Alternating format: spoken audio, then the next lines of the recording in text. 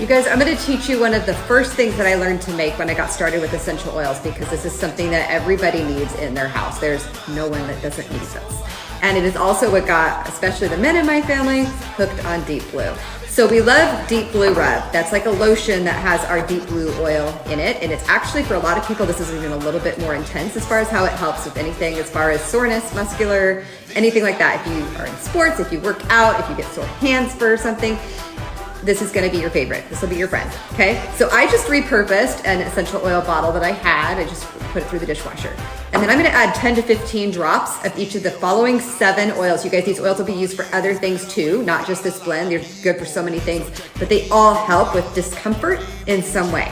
Okay, so you've got your Deep Blue oil, 10 to 15 drops of each of these, you guys. Lemongrass is gonna be next, and then peppermint, and then we have marjoram, and then we have Aroma Touch, which is a blend in itself, and then copaiba, and then the last one is frankincense, okay? So all of those go in, and then top it off to the top of the bottle with your fractionated coconut oil as a carrier. Shake it up every time you use it so all those oils are really well blended together.